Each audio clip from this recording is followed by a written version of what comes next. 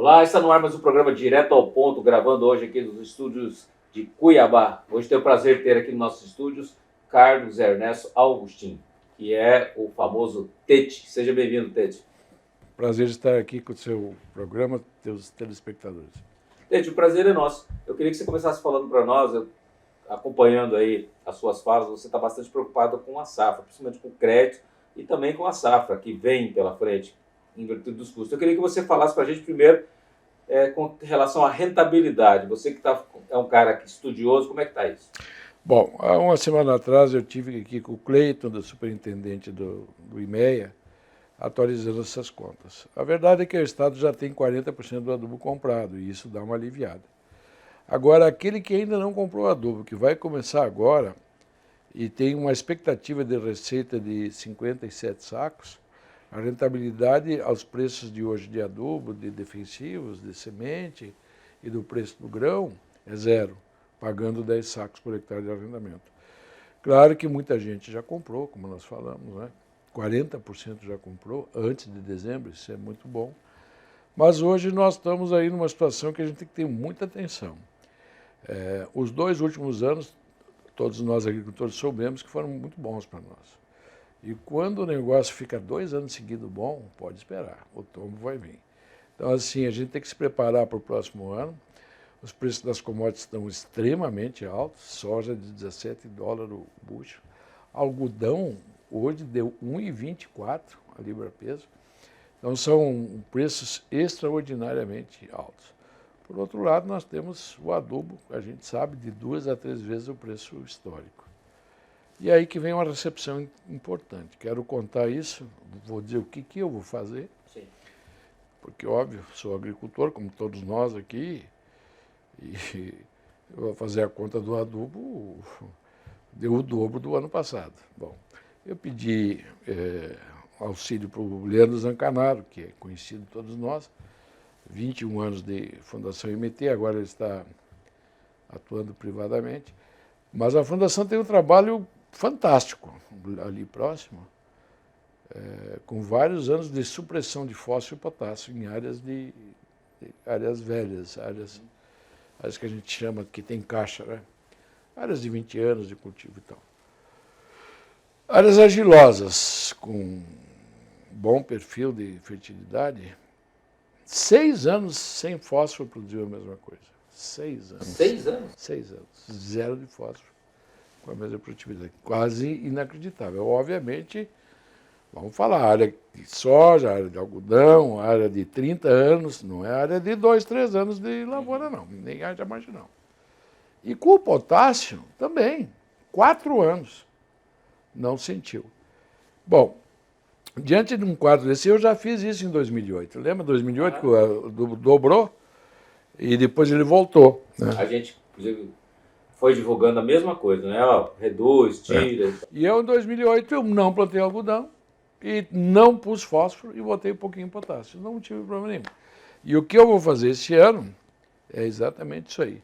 0 de fósforo e metade de potássio. Porque o Zancanaro é o seguinte, a planta, ela extrai 50% do que a gente põe regularmente. Então, se nós puser o tanto que extraiu, para passar esse ano difícil, tá bom. Aí, nos próximos anos, quando voltar à normalidade, a gente pode voltar, não vou dizer nem fazer poupança, mas deixar ele zerado novamente. Então, essa é uma preocupação muito grande que o agricultor deve ter, porque se ele for fazer o que ele vinha fazendo sempre aos preços de hoje, e com o preço de soja hoje, garantidamente é zero a rentabilidade. Agora, isso que você está falando que vai fazer, Tete, é no caso da soja, né? No caso da soja. Agora, E daí você vai plantar soja, beleza. E daí vai milho. plantar o milho, como é que faz? Eu entendo o seguinte, o nitrogênio, a gente sempre fala, nitrogênio é na veia. Nitrogênio não tem o que fazer. O nitrogênio você tem que fazer a mesma coisa que fazia antes. Então, a minha solução para milho ou para soja é 0 de fósforo e metade do coleto de potássio, tanto para um quanto para o outro. Algodão, não me pergunte, já é um pouco mais complicado, né? O algodão eu acho que fósforo pode ir 0, potássio metade, um pouco mais, talvez 70%. Agora, nitrogênio a gente sabe, nitrogênio não tem o que fazer, nitrogênio tem que comprar.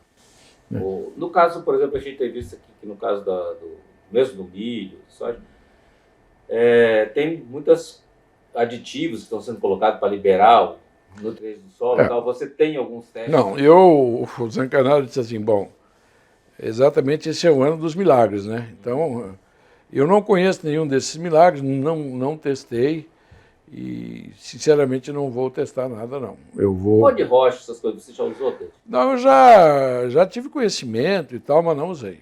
Tem muita gente que vai usar. O que eu sei disso que é como se fosse a gente chegou a usar fósforo. Sim, super simples é um fósforo já um pouco solubilizado. Mas existe o fosfato natural. Eu lembro que há alguns anos atrás a gente usou isso. Mas é tudo de solubilidade muito lenta. Mas exatamente num ano onde está caro, você não pode comprar um negócio de solubilidade lenta. Você tem que comprar alguma coisa que dá na veia. Então eu não vou usar, eu não recomendaria.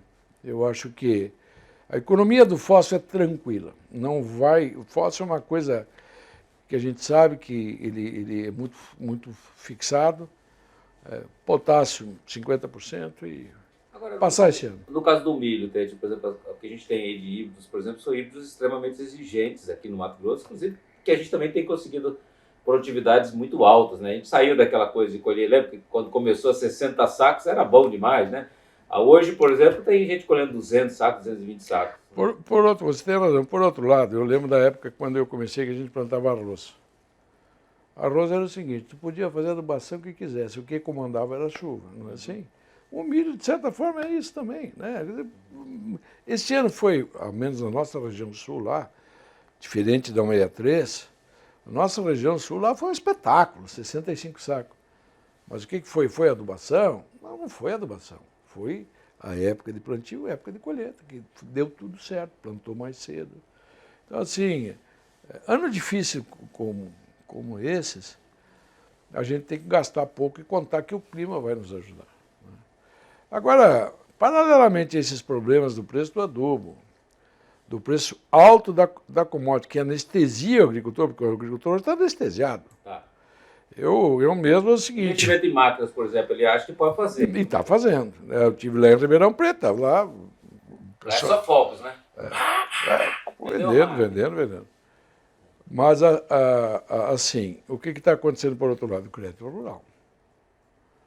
Olha, pessoal, eu tenho 40 anos aqui no Mato Grosso, nunca vi isso. Chegar no banco e dizer que tem custeio? Tem. Qual é a taxa? 18%. Tem Finame? Tem. Recurso livre. Quanto que é? 16%. Como é que eu vou comprar um trator a 16% em 5 anos? Eu sei falar o preço, né, Tete? Porque é engraçado, você vê, a gente pegar um carro, né? Eu lembro que eu tenho um carro que eu comprei, eu paguei 96 mil reais nele.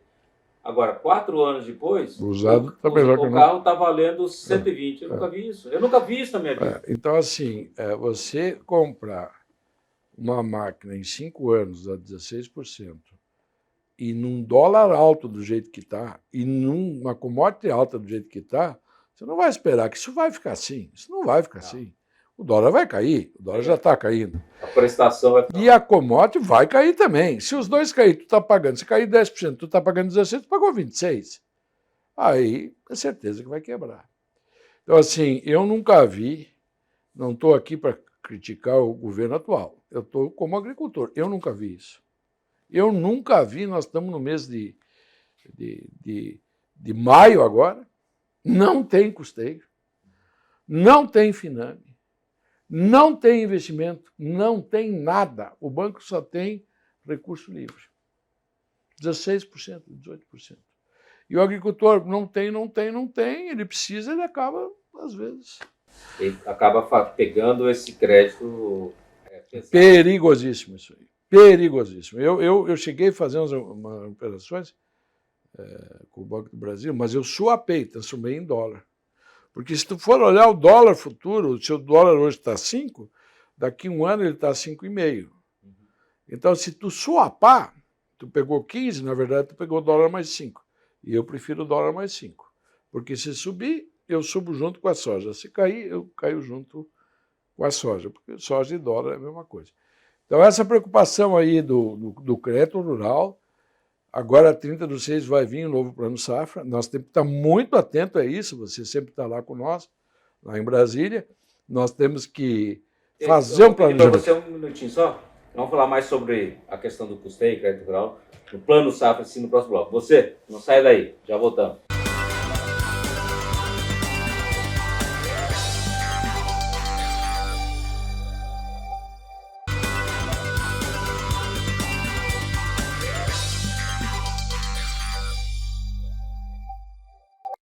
De volta direto ao ponto, falando com o Carlos Ernesto Augustin, ele que já foi presidente da Prosmate, é diretor atual, já foi presidente também Do IPA, da AMPA, da AMPA, do já IPA. foi presidente do IPA, enfim, né? Tete, você é um cara aí que tem bastante conhecimento, tem articulação, conhece ministro, entendeu? Eu queria que você falasse assim, eu vi que saiu Tereza Cristina, entrou Marcos Monte amigo da gente, né, com uma boa vontade, mas ele não sei se é amigo do Guedes, né? Então, foi um parto para liberar 800, Semana passada. 800 milhões, nem 1 bilhão coisa ridícula, para poder equalizar aquilo que já foi. E agora a gente sabe que para esse próximo crédito agrícola, para o próximo Plano Safra, precisa de pelo menos aí muito mais dinheiro. Como é que você está vendo isso? Bom, primeiro eu tenho que dizer que foi muito mal planejado o Plano Safra do ano anterior. Mal planejado porque as commodities subiram, dobraram, os custos também dobraram, mas a oferta de crédito não dobrou. E, por outro lado, a equalização, quando tu está equalizando um CDI de 4%, 6% é uma coisa, mas quando tu está equalizando 12% é outra coisa. Então, assim, um plano mal feito, um plano que não deu a importância de vida ao agricultor, né? E aí você falou, todos, tanto a Tereza como o Marcos Montes, duas pessoas fabulosas. Os dois foram presidentes da Frente Parlamentar, todos amigos nossos, conhecedores do setor. Mas ministro tem que ter força política.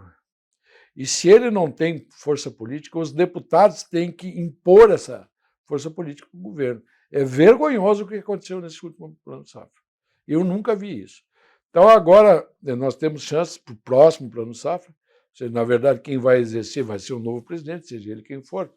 Mas nós temos que influir junto com os nossos... E, inclusive, na última reunião, você estava lá, Glauber, nós já conveniamos isso com o Nilson, para nós fazer uma central de dados de todas as associações que compõem o IPA, para auxiliar o governo. O IMEA nacional, né? Essa é uma ideia. Quer dizer, nós temos a ProSoja, temos a AMPA, temos a Abrapa, temos as estaduais dos sindicatos, as federações, temos a CNA, temos a OACB, temos os IMEAs estaduais, que são vários, reunir todos esses dados e quando chegar a hora de formular o Plano Safra, nós temos uma participação mais concreta e não deixar aí metade do dinheiro e tal, do jeito que está. É porque, na verdade, se você for ver, toda vez que a gente participa do Plano Safra, toda vez que fala assim, Plano Safra, até que falam comigo, eu até falo, gente, nossa, isso aí é uma chatice. Porque a gente fica lá discutindo, o juro vai ser de 8, é 6,5, não sei o quê. Mas, na verdade, o que eles falou, eu acho que precisa ter uma inteligência maior, não ficar um palpite de liderança. Não é nem uma questão de taxa de juros, né? É metade ou todo o dinheiro. O que aconteceu é que vem a metade do dinheiro.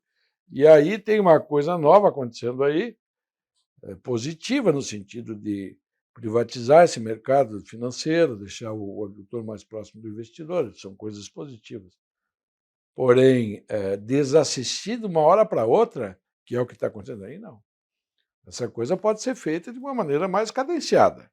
Você vê que lá em Ribeirão Preto, como é que é? Case, John Deere, vocês estão vendendo? Estão vendendo, mas como é que está vendendo se não tem? Não, a fábrica arrumou um dinheiro externo para vender em dólar. Dólar mais 7. Caríssimo. Caríssimo. Eu acho caro o dólar mais 7. Porque o cara faz o cálculo da soja e do milho, que hoje está alto, deu uma subidinha em dólar, e daqui a pouco, vamos supor, se isso cair. Então, assim, apertou, eles deram um jeito de financiar. Ok, isso é bom para o mercado, achou outras maneiras. Mas do jeito que foi feito o aperto, não. Demais. Ainda mais aí, o agricultor está apavorado. Ele compra adubo, não compra adubo. Vou comprar porque senão vou ficar sem. Não tenho dinheiro, vou lá no banco e pego 18% para comprar adubo. Não é assim?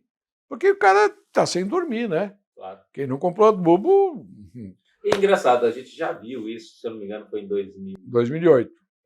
É o preço que o fertilizante estava lá em cima e caiu tudo. Voltou tudo. 90 dias depois, assim, ele caiu. Voltou tudo. Eu lembro muito bem. Eu lembro que foi o ano que eu não comprei. Foi de $800, caiu para $400. E eu comprei. Eu não comprei. Eu plantei aquele ano com pouquíssimo adubo, foi um excelente ano financeiro. Aquele ano, se for ver, a agricultura quase todo mundo quebrou. Algodão foi um horror, porque a gente não conseguia dinheiro para plantar, não tinha. Fechou todos os bancos, todas as portas fecharam. Eu enxergo, Tete, esse momento agora como aquele momento quase, a mesma coisa, sabe? Assim, um momento meio maluco, assim, de preços altos demais também, preço de tudo muito alto, e depois veio uma tragédia, né? E um endividamento muito alto. A gente vê, por exemplo, no caso do Rio Grande do Sul, 2 safras, ou 3 já, que o pessoal está colhendo mal. Paraná, por exemplo, 2 safras colhendo muito mal, o produtor colhendo 15 sacas, 16 sacas, 20 sacas. E aí, Mato Grosso do Sul, Goiás, mesmo no Mato Grosso, tem algumas regiões produtores que a gente teve problema de clima. Agora, por exemplo, a gente está numa safra de milho que cortou a chuva também, então a gente sabe que vai ter quebra. E me parece que a gente vem com um problema de endividamento por aí. E não sei Bom, vamos lá. 2 anos de pandemia.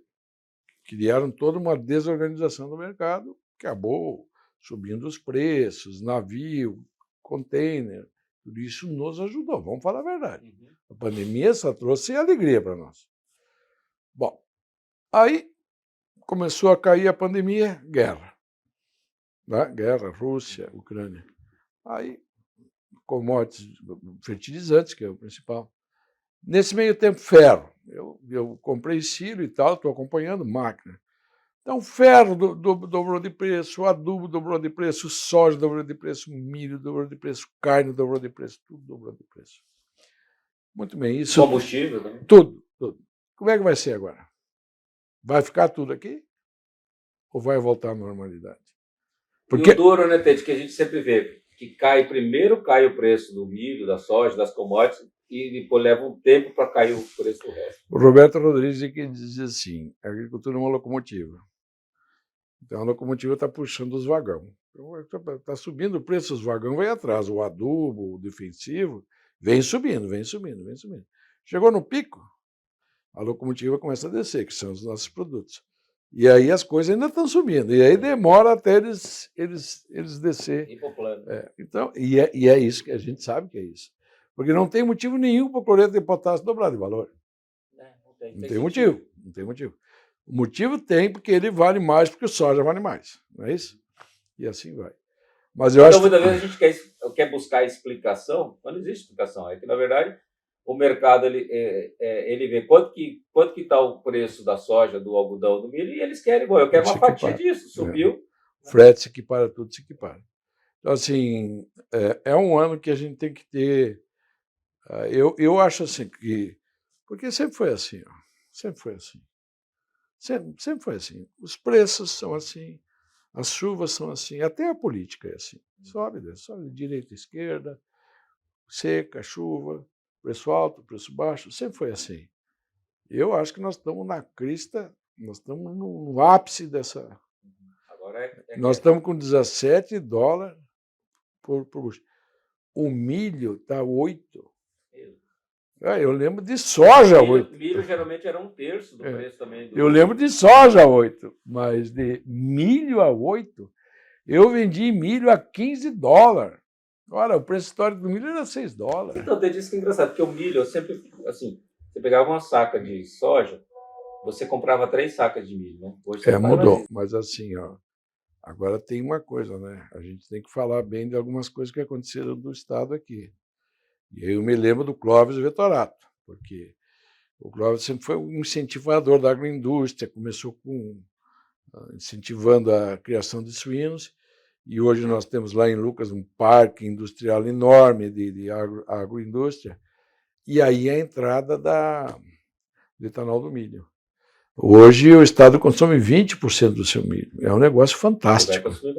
É fantástico. Dá segurança no preço, dá estabilidade no preço. Aí, assim, agora até O milho de Lucas, de Sorriso, ele começa a vender mais, ou começa a equiparar ao outro, não é? Porque o consumo hoje está lá. Agora a FS começou a descer para a primavera também. Então, esse consumo de milho para fazer etanol, esse é um negócio fantástico. Isso aí não é só a agregação industrial, mas a agregação no preço de todo mundo. Então, esse foi um esforço fantástico que o Estado fez, e sem muito financiamento, né? Sem muita... Na verdade, o próprio mercado, os Estados Unidos é que começou a fazer, né? E isso se espraiou.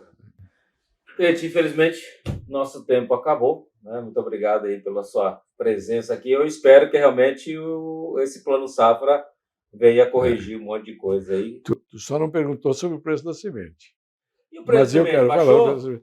Não, é bom falar sobre isso. Bem rápido, o adubo, tudo subiu. A semente continua acompanhando a sua relação de troca do jeito que sempre foi, né? Tantos quilos de grão por tantos quilos de semente, isso aí não alterou. E oferta cada vez maior, número de variedades, germoplasma cada vez melhor. Queria ressaltar, esse último ano, na nossa região lá, nós tivemos uma média de 65 sacos por hectare. Eu nunca tinha visto nas minhas áreas isso. Eu tive áreas de 100 sacos por hectare, nunca tinha visto. 92, não era de 5 hectares, era de 100 hectares com 92 sacos por hectare. Então, foi um ano excepcional. Genética, biotecnologia, qualidade de semente, ajudando muito essa questão da média de produtividade. Tá certo, gente. Muito obrigado. Obrigado a você também que nos assistiu. Um abraço, aguardo sempre você aqui no Canal Rural. Até o próximo.